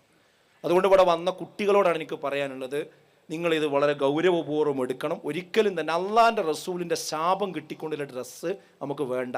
ടെക്സ്റ്റൈൽസിൽ കിട്ടുന്നതൊക്കെ ഇടുകയല്ല നമ്മൾ വേണ്ടത്, നമുക്ക് പറ്റിയത് തിരഞ്ഞെടുക്കുകയാണ് വേണ്ടത്. അത് നമ്മൾ പ്രത്യേകം ശ്രദ്ധിക്കണം. അതുപോലെ തന്നെ വിദേശത്ത് പഠിക്കുന്ന, ബാംഗ്ലൂർ പോലെയുള്ള സിറ്റികളിൽ പഠിക്കുന്ന കുട്ടികൾ അവരും ശ്രദ്ധിക്കണം. അവരെ പഠിക്കാൻ അയക്കുന്ന രക്ഷിതാക്കളും ശ്രദ്ധിക്കേണ്ട ഒരു കാര്യം, ഞാൻ പുറത്തേക്ക് പഠിക്കാൻ അയക്കണ്ട എന്ന് ആരോടും പറയണില്ല. അതിന് യോഗ്യതപ്പെട്ട യൂണിവേഴ്സിറ്റികളിൽ പഠിക്കാൻ കാലിബറുള്ള കുട്ടികൾ പോകണം, പഠിക്കണം എന്നാണ് ഞാൻ പറയുന്നത്. പക്ഷേ ഇന്ന് നടക്കുന്ന വേറൊരു കാര്യം, രക്ഷിതാക്കളെ തെറ്റിദ്ധരിപ്പിച്ചു കൊണ്ട് പോകുന്ന കുറേ കുട്ടികളുണ്ട്. 4 വർഷമായിട്ട് UK പഠിക്കുന്ന ഒരു കുട്ടി, ഞാൻ അവനോട് 4 വർഷം കഴിഞ്ഞ് തിരിച്ചു വന്ന് ഞാൻ കോഴ്സിനെ പറ്റിയൊക്കെ ഇങ്ങനെ അന്വേഷിച്ചു. അപ്പോൾ അവന് ആ കോഴ്സൊക്കെ നടക്കേണ്ടതൊക്കെ കഴിഞ്ഞു. ഞാൻ അവൻ്റെ കടലാസ് കിട്ടിയോ എന്ന് ചോദിച്ചു. സർട്ടിഫിക്കറ്റ് കിട്ടിയോ? എവിടെ? ഇല്ല, അത് കിട്ടിയിട്ടില്ല എന്ന്. എന്തേ സംഭവം? അല്ല, ഞാൻ അവിടെ ഓൺലൈനിൽ ചെയ്യുന്നത് പൂർത്തിയാക്കാൻ പറ്റിയിട്ടില്ല. അപ്പം ഞാൻ പറഞ്ഞു, മോനെ ഓൺലൈനിലാണ് ഈ പഠിക്കുന്നതെങ്കിൽ എന്തിനാ UK പോയിരിക്കേണ്ട കാര്യം പഠിച്ചാൽ പോരെ? അപ്പോൾ സംഭവം അന്വേഷിച്ച് നോക്കുമ്പോൾ എന്താ വെച്ചാൽ, ഇവിടുന്ന് പോയിട്ട് പണി വേറെയാണ്. അവിടെ ഈ ഓൾഡ് ഏജ് ഹോമുകളുണ്ട്, അവിടെ ജോലി ചെയ്യണവർ വൃദ്ധസദനങ്ങളിൽ ജോലി ചെയ്ത് കുറച്ച് കാശ് കിട്ടി ആ കാശ് കൊണ്ട് വൈകുന്നേരത്തിൽ അടിച്ച് പൊളിച്ച് ജീവിക്കുക. അവർ നിയന്ത്രിക്കാൻ ആരുമില്ലല്ലോ. ഈ പാവം സാധുക്കൾ വീട്ടുകാർ ഇവിടുന്ന് കാശ് അയച്ചു കൊടുക്കുക. എന്നിട്ട് എന്തോ കോഴ്സ് കഴിഞ്ഞ് വന്നിരിക്കണമെന്നാണ് തോന്നുന്നത്. ഇങ്ങനെ കുട്ടികൾ, ഞാൻ UK പോവുകയാണ്, ഞാൻ അങ്ങ് പോവുകയാണ്, ഇങ്ങോട്ട് പോവുകയാണ്, അതെന്താ, ഓരോ സുഹൃത്തുക്കൾ കമ്പനി കൂടി തീരുമാനിച്ച് വന്ന് നമ്മളോട് ചോദിക്കുന്നത് ലക്ഷങ്ങൾ അതിന് ഉണ്ടാക്കി കൊടുക്കുക, ലോൺ എടുത്ത് കൊടുക്കുക, എന്തൊക്കെയാണ് നമ്മളെ നാട്ടിൽ നടക്കുന്നത്. അതുകൊണ്ട് ദൂരദേശങ്ങളിലേക്ക് പോകുന്നത് ജെന്യുവിൻ കേസാണോ എന്ന് പരിശോധിക്കാതെ പോകുന്ന ഒരവസ്ഥ ഉണ്ടാകരുത്. ഇതിന് പ്രത്യേക ഏജൻസി തന്നെ കേരളത്തിൽ പ്രവർത്തിക്കുന്നുണ്ട്. ഓരോരുത്തരും ഇങ്ങനെ അയച്ചു കഴിഞ്ഞാൽ 3-4 ലക്ഷമാണ് അവർക്ക് കിട്ടുന്നത്. അതുകൊണ്ട് അതൊക്കെ നമ്മൾ ഓരോരുത്തരോട് എടുക്കണം. കൊക്കിലൊതുങ്ങുന്ന കോഴ്സേ നമ്മൾ കൊത്താൻ പാടുള്ളൂ. എല്ലാവർക്കും ഡോക്ടറാകാനും എല്ലാവർക്കും എഞ്ചിനീയർ ആകാനും അതിന് മാത്രം ആൾക്കാർ ഇവിടെ ഇപ്പോൾ ഡോക്ടർമാരെ കൊണ്ട് തട്ടിത്തടഞ്ഞ് നടക്കാൻ വയ്യാത്ത അവസ്ഥ ഉണ്ട്. ഞാൻ ഡോക്ടർ ആകണ്ടെന്നല്ല പറയുന്നത്, പക്ഷേ അങ്ങനത്തെ ഒരു അവസ്ഥയിലേക്ക് പോവുക, കഴിയാത്തത് ഏറ്റെടുക്കുക, അത് പാടില്ല. അപ്പോൾ അത് നമ്മൾ പ്രത്യേകം ശ്രദ്ധിക്കണം. പിന്നെ കുടുംബത്തിൽ നമ്മൾ സന്ദർശിക്കണം. കുടുംബ സന്ദർശനം വളരെ പ്രധാനപ്പെട്ട കാര്യമാണ്. ഇപ്പോൾ ഈ കഴിഞ്ഞ ദിവസം ഒരാൾ എന്നോട് പറഞ്ഞത്, അദ്ദേഹം മകനെയും കൂട്ടി, ഡിഗ്രിക്ക് പഠിക്കുന്ന മകനെയും കൂട്ടി ഒരു കല്യാണത്തിന് പോയി കുടുംബത്തിൽ. കുറച്ച് വീടൊക്കെ സന്ദർശിച്ച് രോഗികളെ കണ്ട് വൈകുന്നേരം 4 മണിക്ക് തിരിച്ചു വന്ന് വണ്ടി ഷെഡിലിട്ട് മകൻ റൂമിലേക്ക് കയറിയിട്ട് ഷർട്ട് ഇങ്ങനെ അഴിച്ച് തൂക്കുന്ന സമയത്ത് പറയാത്തൊരു ആത്മകഥം, ഇന്നത്തെ പോലെ ബോറടിച്ചൊരു ദിവസം വേറല്ല. അപ്പം എന്താടാന്ന് ചോദിച്ചു. ഇന്നാകെ ഇപ്പം ഈ കുടുംബത്തിൽ അളാപ്പ മൂത്ത അതൊന്നൊരു അത് കാണേണ്ട കാര്യമില്ല. എന്തിനാ വെറുതെ വേസ്റ്റായി സമയം, ഈ മൊബൈലിൽ നോക്കി ഇങ്ങനെ ഇരിക്കുക പരിപാടി. അതുകൊണ്ട് കുട്ടികളോട് എനിക്ക് പറയാനുള്ളത്, നമ്മുടെ കുടുംബത്തിലിടക്ക് നമ്മൾ സന്ദർശിക്കണം. അതുപോലെ വീട്ടിൽ ഒരു അതിഥി കയറി വന്നാൽ എന്തപ്പത്തെ നമ്മളെ അവസ്ഥ? അതിഥി കയറി വന്നാൽ മക്കൾ എന്ത് ചെയ്യും? എല്ലാ വാപ്പാൻ്റെയും ഉമ്മാൻ്റെയും ഫോൺ എടുത്തുകൊണ്ട് റൂം കണ്ടുപോകും, അല്ലെങ്കിൽ പിന്നെ തൊടിയിലേക്ക് പോകും. എന്നിട്ട് അവർ ആ ഫോണിൽ ജീവിക്കുകയാണ്. ഈ അതിഥിയോട് അത് ഒരു കുടുംബക്കാരനായിരിക്കും ഒന്ന് പരിചയപ്പെടാനോ ഒന്നിനും തയ്യാറാകാത്തൊരു സാഹചര്യം. ഇതൊക്കെ തിരുത്തണം നമ്മൾ. ഇത് രക്ഷിതാക്കളും തിരുത്തണം. ഒരു അതിഥി വീട്ടിൽ വന്നാൽ കുടുംബങ്ങളെ കുട്ടികളൊക്കെ വിളിച്ചെടുത്താൽ അത് നമ്മളെ മൂത്താപ്പാൻ്റെ ഇന്ന മകനാണ്, ഇന്നടത്താണ് താമസിക്കുന്നത് ഒന്ന് പറഞ്ഞു കൊടുക്കണ്ടേ? അത് രക്ഷിതാക്കൾക്കും ബോധമല്ല. ഞാനൊരു വീട്ടിൽ ചെന്ന് 10ാം ക്ലാസ് പഠിക്കുന്ന കുട്ടിയുണ്ട്, അവൻ എവിടെയെന്ന് ചോദിച്ചു. ഞാൻ അവനെ പിന്നെ 3ൽ പഠിക്കണ കാലത്ത് കണ്ടതാണ്. അപ്പോൾ ചോദിച്ചു, അവനവിടെ റൂമിലുണ്ട് എന്ന് പറഞ്ഞു. പിന്നെയും കുറേ സംസാരിച്ചു, വരുന്നില്ല. അവർ കുറേ നീട്ടി വിളിച്ചു, ഇന്ന് വിളി കേൾക്കും, ആള് വരുന്നില്ല. അവസാനം ഞാൻ ആ റൂമിൽ കണി ചെന്നു. അപ്പോൾ ചെന്ന് നോക്കുമ്പോൾ കമ്പ്യൂട്ടറിൻ്റെ മുമ്പിൽ അപ്പോഴും തന്നെ ആ കീബോർഡും പിടിച്ച് ഒരു കണ്ണ് നമ്മളെ മുഖത്തേക്കും ഒരു കണ്ണ് കമ്പ്യൂട്ടറില്ല. അപ്പോഴെങ്കിലും തോന്നണ്ടേ ഒന്ന് എഴുന്നേറ്റ് വരണം? എന്താ നമ്മളെ മക്കൾക്ക് പറ്റുന്നത്? ഈ പോക്ക് പോയാൽ വളാഞ്ചേരി വന്ന തൊപ്പിക്കാരല്ലേ, അവനാൾ കൂടുന്നത് ഇങ്ങനെയാണ്, കണ്ടോളി. ആ വൈക്കാണ് നമ്മളെ മക്കൾ പോവുക എന്ന് നമ്മൾ എന്ത് ചെയ്യണം? നന്നായിട്ട് ആലോചിക്കേണ്ട വിഷയം തന്നെയാണ്. അതുപോലെ തന്നെ മാതാപിതാക്കളെ പരിരക്ഷിക്കുന്ന കാര്യത്തിൽ പ്രത്യേക ശ്രദ്ധ നമ്മുടെ മക്കൾക്ക് ഉണ്ടാകണം. കാരണം എന്താണെന്ന് ചോദിച്ചാൽ, ഇന്ന് പുതിയൊരു ട്രെൻഡ് വരുന്നുണ്ട്. ഒരു സംവിധായകൻ മരിച്ചപ്പോൾ നിങ്ങൾ കണ്ടോ? ആ സംവിധായകൻ മരണപ്പെട്ടപ്പോൾ അദ്ദേഹത്തിൻ്റെ ബോഡി എടുക്കാൻ ചെന്നൈയിൽ നിന്നും ഭാര്യയും മകനും വരുന്നുണ്ട്, അതിന് ശേഷം എടുക്കുള്ളൂ എന്നാണ്. പക്ഷെ അദ്ദേഹം മരണപ്പെട്ടത് എവിടെ വെച്ചാൽ? വൃദ്ധസദനത്തിൽ വെച്ചുകൊണ്ടാണ്. 7 കൊല്ലമായിട്ട് വൃദ്ധസദനത്തിൽ. അപ്പോൾ നമ്മൾ വിചാരിച്ചു എന്ത്, അദ്ദേഹത്തിന് മക്കളൊന്നും ഉണ്ടാവില്ല. പക്ഷെ ഭാര്യയുണ്ട്, മകനുണ്ട്, വളരെ ഉയർന്ന നിലവാരത്തിൽ വലിയ ശമ്പളം വാങ്ങുന്ന ആളുകളാണ്. എന്നിട്ട് ഇദ്ദേഹം വൃദ്ധസദനത്തിലാണ്. അപ്പോൾ അത് കേരളത്തിൽ ചർച്ചയായി. മുസ്ലിം പ്ലാറ്റ്ഫോമിലുള്ള ആളുകൾ വരെ പറയുന്നത് എന്താ അറിയോ? ഇനി കേരളത്തിൽ വൃദ്ധസദനങ്ങൾ പിന്നെ നമ്മൾ സാധാരണ നമ്മൾ മറ്റു ഹോസ്പിറ്റൽ ഇതൊക്കെ ഉണ്ടാക്കുന്ന പോലെ കൂടുതലായിട്ട് ഉണ്ടാക്കണം. നമ്മളെ മക്കളൊന്നും ഇനി കാത്തിരിക്കാൻ പാടില്ല, മക്കളോടൊക്കെ പോയി പണിയൊക്കാൻ പറയാം. നമ്മൾ ഇങ്ങനത്തെ എന്തിലെങ്കിലും പൈസ ഇൻവെസ്റ്റ് ചെയ്യുക, അവസാനം അവിടെ പോയി കൂടാതെ പറ്റുള്ളൂ.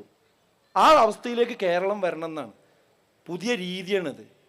എന്താ ഇസ്ലാമികമായ കാഴ്ചപ്പാട്? അതാ കുടുംബത്തിൻ്റെ കാഴ്ച, നമ്മൾ കാണുന്ന കാഴ്ച അതാണ്. പക്ഷേ നമ്മുടെ കാഴ്ചപ്പാട് അതാകാൻ പാടില്ല. കാഴ്ചപ്പാട് മാറണം. എന്താ? നമ്മളെ മാതാപിതാക്കളെ നമ്മളാണ് നോക്കേണ്ടത്. അതൊരു പുണ്യമുള്ള കാര്യമാണ്. വഖളാ റബ്ബുക അല്ലാ തഅ്ബുദൂ ഇല്ലാ ഇയ്യാഹു വബിൽ വാലിദൈനി ഇഹ്സാന. ആയത്ത് ആർക്കും അറിയാത്തില്ലല്ലോ. ഇതാണ് ഒരു മുസ്ലിമിന്റെ ബാധ്യത. അവർ പ്രായമാകുമ്പോൾ അവരെ എല്ലാ നിലക്ക് നമ്മൾ പരിചരിക്കണം. അത് നമ്മളെ മതപരമായ ബാധ്യതയാണ്.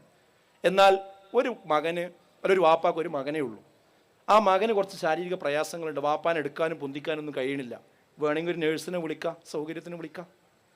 ഒരാൾക്ക് ഇനി ആരുമില്ല, നോക്കാൻ ആരുമില്ല. അങ്ങനത്തെ ഒരു അവസ്ഥയാണെങ്കിൽ അങ്ങനത്തെ ആൾക്കാരെ പരിരക്ഷിക്കാൻ ഒരു വൃദ്ധസദനമാകാം. അതിന് നമ്മൾ നിഷേധിക്കണില്ല. പക്ഷെ ഒന്നാമത്തെ ഓപ്ഷൻ വൃദ്ധസദനമായി മാറാൻ പാടില്ല. പക്ഷെ അവിടേക്കാണ് ഇന്ന് കാര്യങ്ങൾ കടന്നു വന്നുകൊണ്ടിരിക്കുന്നത്. അതുപോലെ തന്നെ ഭാര്യമാരോട് എനിക്ക് പറയാനുള്ളൊരു കാര്യം എന്താ അറിയോ? ഇസ്ലാം നിഷേധിക്കാത്ത ഒരു കാര്യമാണെങ്കിൽ നിങ്ങളെ ഭർത്താക്കന്മാർ കാര്യം പറഞ്ഞാൽ നിങ്ങൾ അനുസരിക്കണം. ഇന്ന് പല ഭാര്യമാരും ആ വിഷയത്തിൽ വീഴ്ച വരുത്തുന്നുണ്ട്. നമ്മൾ മുസ്ലിമീങ്ങളാണോ, ഇസ്ലാമിക വിരുദ്ധമല്ലാത്തൊരു കാര്യമാണ് നമ്മുടെ ഭർത്താവ് പറയുന്നതെങ്കിൽ അതിനും തർക്കുത്തരം പറയുകയല്ല വേണ്ടത്. പാല് തിളക്കുന്ന സമയത്താണെങ്കിൽ പോലും വിളിച്ചാൽ വിളി കേൾക്കണമെന്നാണ്. അത് ഇന്ന് കുറഞ്ഞു വന്നുകൊണ്ടിരിക്കുന്നുണ്ട്, അത് ശ്രദ്ധിക്കണം. അതുപോലെ തന്നെ പ്രവാസത്തിൽ ജീവിച്ചു കൊണ്ടിരിക്കുന്ന ആളുകൾ അതൊക്കെ അവസാനിപ്പിച്ച് വന്നാൽ നാട്ടിലൊക്കെ പറയും, കുടുംബത്തിലൊക്കെ ഞാൻ പോകണില്ല, ഒക്കെ നിർത്തി ഇവിടെ ബിസിനസ് ആയിട്ട് കൂടുകയാണ്. ഒരു 5-8 മാസം കഴിഞ്ഞേക്കാണ് ഇയാൾ പിന്നെ യാത്ര പറയാൻ വരുന്നത്, ഞാൻ പോവുകയാണ്. എന്ത് നിങ്ങൾ പോകണില്ല എന്നല്ലേ പറഞ്ഞ്. പിന്നെ അന്വേഷിക്കുമ്പോഴാണ് അറിയേണ്ടത് വീട്ടിലൊരു സ്വൈരവും കൊടുക്കണില്ല. ആര്? ഭാര്യ സ്വൈരം കൊടുക്കണില്ല. എന്താ മനസ്സിൽ നിങ്ങളിങ്ങനെ ഇരിക്കണേ? നിങ്ങളിങ്ങനെ ഇരിക്കുക, എന്താ ഇത് പരിപാടി? ഇങ്ങനെ ചോദിച്ച് അവസാനം അങ്ങോട്ട് തന്നെ പറഞ്ഞേക്കുക. അഡ്ജസ്റ്റ് ചെയ്യാൻ പറ്റാത്ത കുടുംബങ്ങൾ വർദ്ധിച്ചു കൊണ്ടിരിക്കുന്നുണ്ട്. അതുകൊണ്ട് സഹോദരിമാർ ശ്രദ്ധിക്കുക, അങ്ങോട്ട് തന്നെ റബ്ബർ ബന്ധുവിലെ തട്ടല്ല വേണ്ടത്. ആ മനുഷ്യനെ ഇവിടെ നിർത്തണം, അഡ്ജസ്റ്റ് ചെയ്യണം. നിങ്ങളിതൊക്കെ കൈകാര്യം ചെയ്ത് കുറേ മുന്നിലെത്തിയിട്ടുണ്ടാവും. പക്ഷെ അദ്ദേഹം വന്നാൽ അദ്ദേഹത്തിനെ കൂട്ടി കൈകാര്യം ചെയ്യുന്ന അവസ്ഥയിലേക്ക് നമ്മൾ വരണം. അതുപോലെ ഭർത്താക്കന്മാരോട് എനിക്ക് പറയാനുള്ളൊരു കാര്യം, ഒരു കാരണവശാലും നമ്മുടെ ഭാര്യമാരെ നമ്മൾ ഉപദ്രവിച്ചു പോകരുത്. അപൂർവമായിട്ടെങ്കിലും നമുക്ക് കിട്ടുന്ന വിവരങ്ങൾ നല്ല മാന്യനാണ്, പള്ളി പോകുന്നുണ്ട്, സുബഹിസ്കരിക്കുന്നുണ്ട്, ഒക്കെ ഉഷാറാണ്. പക്ഷെ ഭാര്യൻ്റെ മുമ്പ് കണ്ടെത്തിയ വേറൊരു മുഖം വരിക, വേറൊരു മുഖം, തല്ലുന്ന ആളുകൾ. ആ രീതിയിലേക്ക് ഒരിക്കലും പിന്നെ എന്താണ് നമ്മളെ വിശ്വാസം എന്ന് പറയുന്നത്? ഒരിക്കലും ഉപദ്രവിക്കുന്ന അവസ്ഥ, സ്വൈരം കെടുത്തുന്ന അവസ്ഥ ഉണ്ടാകാൻ പാടില്ല. ആരാ മാന്യൻ? ഇതുപോലെയുള്ള സ്ഥലങ്ങളിൽ വരുമ്പോൾ മാന്യമായി എല്ലാവരോടും പെരുമാറുന്നവനല്ല. അവൻ മാത്രമല്ല, നിങ്ങളുടെ കുടുംബത്തോട് മര്യാദക്ക് പെരുമാറുന്നവരാണ് നിങ്ങളിൽ ഏറ്റവും ഉത്തമൻ എന്ന് അള്ളാന്റെ റസൂല് പറഞ്ഞിട്ടുണ്ട്. ഭാര്യ നമ്മളെ പറ്റി നല്ലത് പറയണം. ആയിഷ ബീവിനോട് ചോദിച്ചപ്പോൾ എന്താ പറഞ്ഞത്? ഖുലുഖുൽ ഖുർആൻ എന്ന് പറഞ്ഞില്ലേ? റസൂലുള്ളാഹി സ്വല്ലല്ലാഹു അലൈഹി വസല്ലമയുടെ സ്വഭാവം അതേപോലെ പറയാൻ കഴിയണം. മരുമക്കളോട് എനിക്ക് പറയാനുള്ളൊരു കാര്യം, ഭർത്താവിൽ നിന്ന് നിങ്ങളുടെ അവൻ്റെ മാതാപിതാക്കളെ അകറ്റുന്നതിന് നമ്മൾ കാരണക്കാരാകരുത്. ഇപ്പം അടുത്തൊരു കുട്ടി പറഞ്ഞത് എന്താ വെച്ചാൽ, ഞാൻ അദ്ദേഹവുമായിട്ട് അഡ്ജസ്റ്റ് ചെയ്ത് ജീവിച്ചോളാം, അയാളെ വീട്ടിലേക്ക് ഞാൻ പോകില്ല, വാപ്പാനും ഉമ്മാൻ്റെ അടുത്ത് ഞാൻ നിൽക്കില്ല. ആകെ ഒരു ആൺകുട്ടിയുള്ളൂ. എന്നിട്ട് അവനെ ഇവളായിട്ട് അഡ്ജസ്റ്റ് ചെയ്ത് പോകണമെങ്കിൽ എന്ത് ചെയ്യണം? വേറെ വീട് വെച്ച് പോകണം. വാപ്പാൻ്റെ അടുത്തേക്ക് വരില്ല, ഉമ്മാൻ്റെ അടുത്തേക്ക് വരില്ല. അങ്ങനെ അവരെ തമ്മിൽ തെറ്റിപ്പിക്കുന്ന ആളായിട്ട് മരുമക്കൾ മാറാൻ പാടില്ല. ഭർത്താവിൻ്റെ വീട്ടുകാരോടും ഉമ്മമാരോടും എനിക്ക് പറയാനുള്ളൊരു കാര്യം, മകനെയും ഭാര്യയെയും സ്വസ്ഥമായി ജീവിക്കാൻ നമ്മൾ അനുവദിക്കണം എന്നുള്ളത് തന്നെയാണ്. ഏതുവരെ ചില സഹോദരിമാർ, ഉമ്മമാർ സ്വന്തം മകൻ കല്യാണം കഴിച്ചു കൊണ്ടുവന്ന ആ കുട്ടി അവർ തമ്മിലൊരു ബെഡ്റൂമിൽ ഒന്നിച്ച് ഉറങ്ങാൻ സമ്മതിക്കാത്ത ഉമ്മമാരുണ്ട് എന്നാണ് പറയുന്നത്. എത്ര ഗുരുതരാണത്! വാതിൽ കുറ്റിയിടാൻ സമ്മതിക്കില്ല. ഞാൻ അതൊക്കെ പരസ്യമായിട്ട് പറയുന്നത് എന്തിനറിയോ? ഇത് മനസ്സിലാകാൻ തന്നെയാണ്. അങ്ങനത്തെ ഉമ്മമാരുണ്ടാവാൻ പാടില്ല. നിങ്ങൾ എന്തിനാ പിന്നെ കല്യാണം കഴിച്ചു കൊടുത്ത്?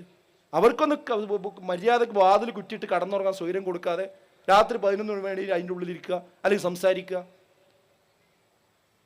എന്ത് ഇസ്ലാമാ പിന്നെ നമ്മൾ പറയുന്നത്? അപ്പം അത് നമ്മൾ ഒരിക്കലും അങ്ങനത്തെ ഒരു അവസ്ഥയിലേക്കൊന്നും ഒരിക്കലും പോകാൻ പാടില്ല. ഭാര്യയുടെ വീട്ടുകാർ, അവരോട് എനിക്ക് പറയാനുള്ളത്, മകളെ റിമോട്ട് കൺട്രോൾ നമ്മൾ ഒഴിവാക്കണം. കല്യാണം കഴിച്ചു കൊടുത്താൽ പിന്നെ ഇവിടുന്ന് ഇങ്ങനെ റിമോട്ട് കൺട്രോൾ അമർത്തുന്ന പരിപാടി പറ്റില്ല. ഇന്നെന്തേന്ന് ഉച്ചക്ക്, ഇന്നലെ എന്തായിരുന്നു, ഇന്നലെ അങ്ങോട്ടേ പോയി, എന്നിട്ട് ഇവിടുന്ന് ഇങ്ങനെ ട്യൂഷൻ കൊടുക്കുക. അതിനനുസരിച്ച് ആ കുട്ടിനെ അവിടെ അങ്ങനെ അവളെ കല്യാണം കഴിച്ചു കൊടുത്താൽ അവൾ അവിടെ ജീവിക്കട്ടെ, അവൾ അവിടെയാണ് നിൽക്കേണ്ടത് എന്നുള്ള ബോധമാണ് കൊടുക്കേണ്ടത്. അല്ലെങ്കിൽ അവിടുന്ന് ഇങ്ങനെ എന്ത് പ്രശ്നം ഉണ്ടായാലും പോന്നോട്ടോ എന്നുള്ള രീതിയിൽ വക്കത്ത് നിൽക്കുന്ന ഒരു അവസ്ഥയിൽ കുട്ടികളെ കൈകാര്യം ചെയ്യാൻ പാടില്ല.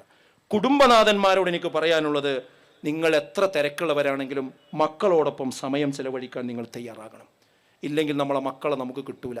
എന്തെങ്കിലും പ്രശ്നം ഉണ്ടാവുമ്പോൾ ഒരു കൗൺസിലറെ തിരഞ്ഞെടുത്തിട്ടൊന്നും ഇപ്പോഴത്തെ കാലത്ത് കുട്ടികളെ കൈകാര്യം ചെയ്യാൻ കഴിയുന്ന ആരും വിചാരിക്കേണ്ട. കുട്ടികളോട് നേരത്തെ ഫൈസൽ മൗലവിയോട് പറഞ്ഞ പോലെ യാ ബുനയ്യ എന്ന് വിളിച്ച് പറയാൻ പറ്റുന്നൊരു ഹൃദയബന്ധം നമ്മൾ ഉണ്ടാക്കി വെക്കണം. ആ കുട്ടികൾ ഒളിച്ചോടൂല, ആ കുട്ടികൾ പ്രശ്നം ഉണ്ടാക്കൂല, അവരാത്മഹത്യ ചെയ്യൂല. അതുകൊണ്ട് കുട്ടികളോടൊപ്പം സമയം ചെലവഴിക്കാൻ നമ്മൾ തയ്യാറാകണം.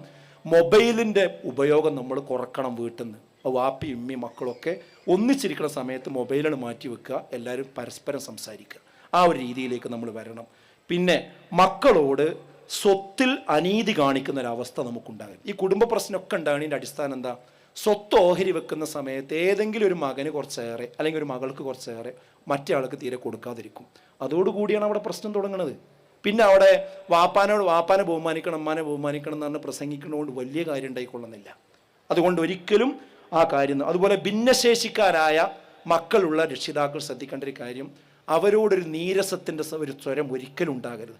ഭിന്നശേഷി കുട്ടികളെ കൊല്ലുന്ന മാതാപിതാക്കളെ വരെ നമ്മൾ റിപ്പോർട്ട് ചെയ്യപ്പെടുന്നുണ്ട്. അങ്ങനെയൊന്നും ഇല്ലെങ്കിലും മാനസികമായി ഈ കുട്ടി ഉണ്ടായത് എനിക്കൊരു ബുദ്ധിമുട്ടാണ് എന്ന് തോന്നിപ്പിക്കുന്ന രീതിയിൽ, അല്ലെങ്കിൽ ഒന്ന് ഉയരം കുറഞ്ഞ കുട്ടിയെന്ന് വിചാരിക്കുക, അവനെ കല്യാണത്തിന് കൊണ്ടുപോകാതിരിക്കുക, അവൻ ആളുകളിലോടത്ത് കൊണ്ടുപോകാതിരിക്കുക, മറ്റേ കുട്ടിനെ കൊണ്ടുപോവുക, നിറം കുറവുള്ള കുട്ടീനെ അവിടെ നിർത്തുക.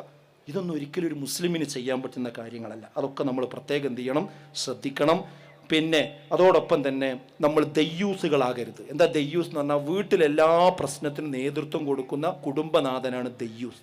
അതൊരിക്കലും ഉണ്ടാവരുത്. ഞാൻ അവസാനിപ്പിക്കുന്നു.